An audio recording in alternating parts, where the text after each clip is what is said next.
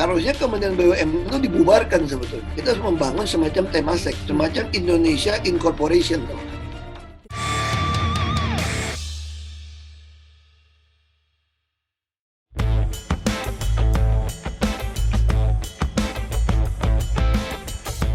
Kalau gue lihat video Ahok yang marah-marah di Pertamina, buat gue sih sebenarnya ya that's Ahok. Seseorang yang gue rindukan dengan colotehan-colotehannya, dengan semua kemarahannya ketika melihat ada yang tidak beres di dalam pengawasannya. Dan marahnya Ahok itu lebih kepada dia menjalankan fungsinya sebagai komisaris di dalam perusahaan besar di mana dia bertugas. Itu aja.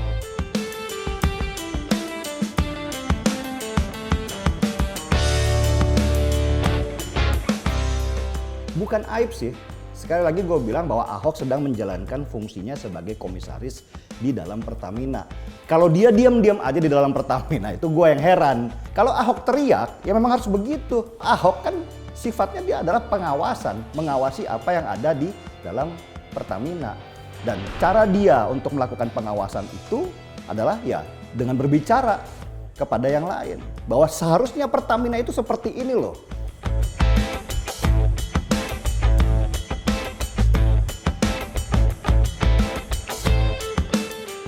Sebentar, kita definisikan dulu konsep bobrok. Kalau dibilang bobrok dalam pengertian yang hancur sehancur-hancurnya, terus terang saya nggak setuju. Karena Pertamina sekarang ini dalam 62 tahun terakhir, dia sudah memberikan pendapatan 120 triliun rupiah ke APBN kita. Dan itu pendapatan tertinggi sesudah 62 tahun terakhir. Tetapi kalau dibandingkan dengan Petronas dan PTT Thailand yang punya level sama atau dengan skala perusahaan yang sama dengan Pertamina, ya terus terang Pertamina jadi nggak ada apa-apanya. Inilah yang diteriakan Ahok sebagai sesuatu yang bobrok, bukan sesuatu yang hancur. Karena Pertamina dalam kinerja sekarang sudah bagus, hanya tidak lebih bagus daripada Petronas dan PTT Thailand. Itu aja sebenarnya. Harusnya Kementerian BUMN itu dibubarkan sebetulnya. Kita harus membangun semacam Temasek, semacam Indonesia Incorporation.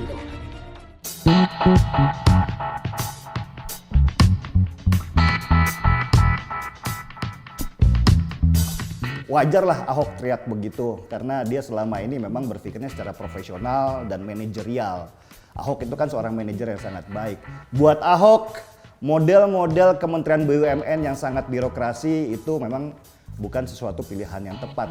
Nah, Ahok ingin bagaimana kalau misalnya seluruh kementerian atau seluruh BUMN di bawah kementerian ini itu disatukan aja dalam sebuah bidang usaha besar yang disebutnya sebagai super holding. Nah, kalau sudah super holding itu terbentuk, buat apa lagi kementerian BUMN?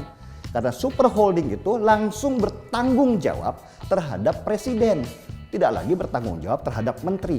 Itu yang maksud Ahok. Bubarkan aja Kementerian BUMN. Buat apa lagi kalau kita sudah bisa membentuk sebuah super holding?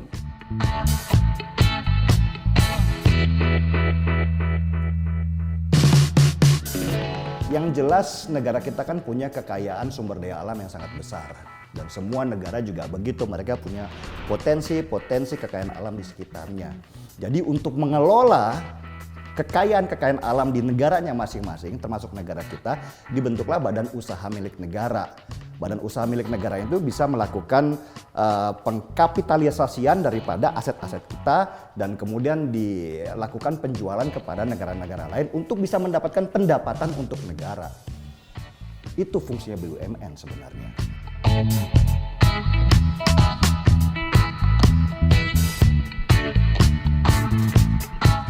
Enggak lah.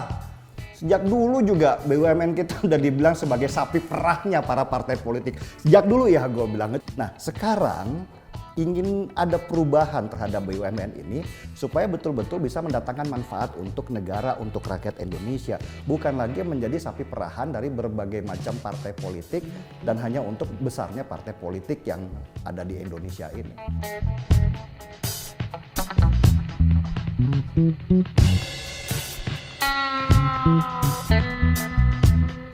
Kalau semua BUMN kita bobrok, yang jelas tidak ada pendapatan buat Indonesia. Terus bagaimana kita bisa makan?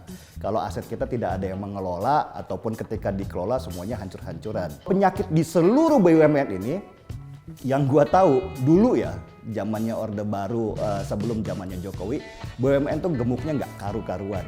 Bahkan ada BUMN besar, gua nggak bisa sebut namanya, itu punya anak usaha. Anak usahanya itu bisa puluhan sampai ratusan.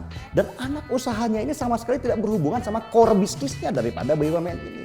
Contoh misalnya, sebuah BUMN yang bergerak di bidang minyak dan gas.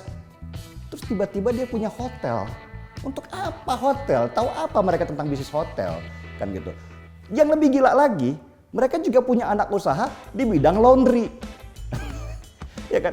Kan aneh gitu loh ketika sebuah BUMN, sebuah perusahaan raksasa ini menjadi gemuk, dan gemuknya ini bukan gemuk kekar ya, tetapi gemuk air ya kan, karena nggak jelas nih isinya apa aja. Inilah yang kemudian mencoba dibubarkan anak-anak usaha yang nggak jelas ini dan dikembalikan kepada core-nya. Kalau lu memang bermain di minyak dan gas, ya main di minyak dan gas aja. Kalau lu bermain di bidang asuransi, ya bermainlah di asuransi aja.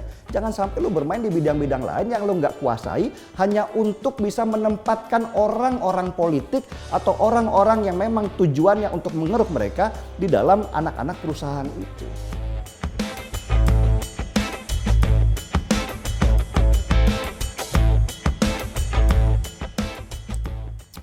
Lu kebayang deh, kalau satu orang Ahok saja sudah bisa bikin heboh seluruh Indonesia dengan pernyataannya terhadap Pertamina. Gue kebayang kalau tiba-tiba dari Jiwasraya sebelum mereka bangkrut itu sudah ada komisaris seperti Ahok. Nggak akan terjadi itu kebangkrutan. Atau misalnya ada BUMN lain yang selama ini besar tapi anteng-anteng aja, tidak ada keributan apa-apa, tapi juga tidak berkembang, ya kan? Ya bagaimana kita bisa mengharapkan BUMN kita menjadi perusahaan-perusahaan internasional, sedangkan nasional aja mereka gagal. Nah, ini yang diharapkan sebenarnya adalah bagaimana caranya pemerintah menempatkan orang-orang seperti BTP ini di dalam semua BUMN yang ada, ya kan, dengan tujuan untuk supaya menjadikan BUMN ini menjadi perusahaan internasional.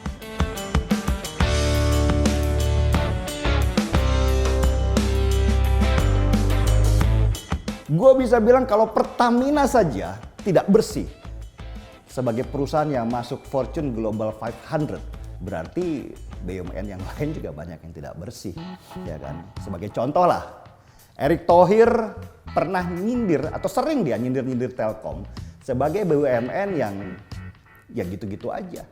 Merem aja sebenarnya Telkom sudah mendapatkan pendapatan dari Telkomsel, di mana pendapatan dari Telkomsel itu 70% ada sebagai pendapatan daripada Telkom. Telkom bergantung banget sama Telkomsel. Nah, pertanyaan Erick Thohir, kalau gitu ngapain gue punya Telkom? Mendingan Telkomsel aja dijadikan BUMN. Kan begitu. Dalam artian apa? Telkom besar, tetapi ternyata tidak mempunyai visi untuk menjadi lebih besar, menjadi global, atau menjadi petarung-petarung di dunia internasional. Jadi dia nyaman di kandangnya sendiri menjadi perusahaan negara yang ya kita begini cukup-cukup aja lah. Ini yang tidak diinginkan oleh Ahok dan juga saya yakin oleh Erick Thohir. Kalau kita bisa menjadi perusahaan-perusahaan internasional, kenapa tidak? Ya kan, ini kan masalah kebanggaan dan kedaulatan negara sebenarnya.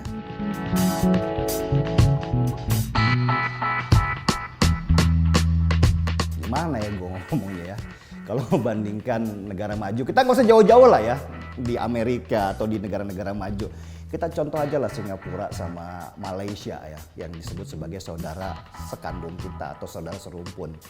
Temasek dan Khazanah Malaysia itu sudah menjadi perusahaan-perusahaan internasional yang mereka melakukan penempatan investasi di luar negeri, ya kan, bahkan bisa mengakuisisi perusahaan di luar negeri untuk keuntungan mereka. Mereka adalah perusahaan-perusahaan yang sangat ramping, sangat efisien, tetapi mempunyai pendapatan lebih besar. BUMN kita udah gemuk, berair, jalannya lambat, banyak korupnya, birokratis, ya, dan banyak sekali masalah di kita yang merupakan peninggalan-peninggalan yang ada sejak lama.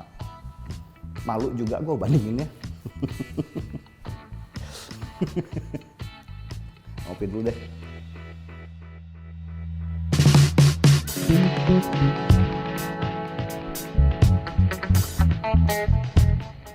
Ya presiden gak usah dengerin BTP lah. Karena sejak tahun 2014 waktu masa kampanye itu sudah menjadi mimpi presiden. Jadi seharusnya BTP mendengarkan presiden, bukan presiden yang dengarkan BTP. Super holding itu adalah sebuah usaha atau sebuah mimpi atau sebuah cita-cita untuk menyatukan seluruh BUMN yang ada di dalam sebuah perusahaan yang sangat kuat sehingga asetnya disatukan dan menjadi besar. Ini seperti yang dilakukan oleh Singapura dengan Temasek dan Malaysia dengan Khazanah. Dan super holding ini langsung ada di bawah presiden, tidak lagi di bawah kementerian. Sehingga apa? Proses birokrasinya nanti akan betul-betul menjadi lebih ramping dan tidak birokratis. Nah, itu yang diinginkan oleh presiden sekarang dan kita sangat mampu. Nah, saya yakin ketika Pak Presiden menunjuk Erick Thohir sebagai Menteri BUMN yang bukan dari partai politik, murni profesional, tujuannya adalah untuk melihat apakah sudah cukup waktunya kita untuk membentuk super holding. Dan ternyata ketika Erick Thohir masuk, belum Pak. Dia bilang begitu. Kenapa? Karena banyak BUMN kita yang bobrok, banyak BUMN kita yang korup. Sebagai contoh seperti Jiwasraya. Kebayang nggak pada waktu menteri selain Erick Thohir buru-buru mencetuskan bahwa kita harus membangun super holding sekarang juga. Pertamina yang begitu kuatnya terpaksa harus mensubsidi perusahaan seperti asuransi Jiwasraya, ya kan, yang merupakan BUMN yang bobrok dan korup, ya. Sehingga kemudian super holding ini bukannya menjadi besar, tetapi malah menjadi lebih lemah. Karena yang satu kuat, yang satu hancur. Super holding adalah sebuah keharusan, sebuah mimpi, sebuah cita-cita. Nah, yang dilakukan sekarang adalah benahi dulu nih perusahaan-perusahaan BUMN, benahi dulu holding-holdingnya supaya menjadi holding-holding yang secara sama rata mempunyai kekuatan yang sama, ya kan? Baru kemudian dibikinlah sebuah konsep super holding. Dan ketika itu terjadi, saya yakin Temasek dan Khazanah itu nggak akan ada apa-apanya dengan Indonesia Incorporation.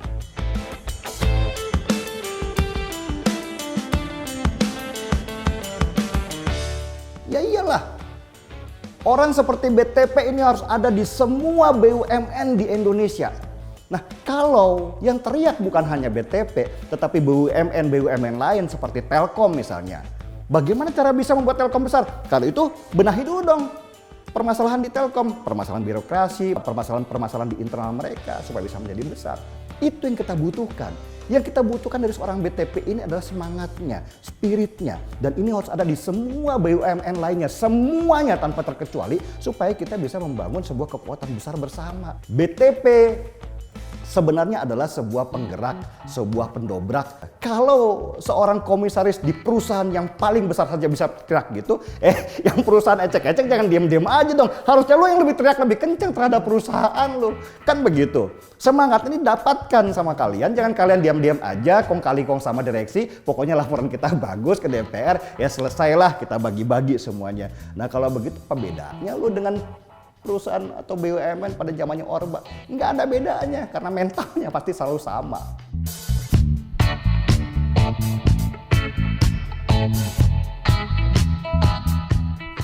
Kalau kita mengacu pada pasal 33 ayat 3 Undang-Undang Dasar 45, di mana bumi dan seluruh kekayaan atau sumber daya alam lainnya dimanfaatkan sebesar-besarnya untuk kepentingan rakyat, gua rasa kalau BUMN kita maju dan kaya, ya rakyat pasti akan sejahtera. Dengan catatan nggak ada korupsi ya.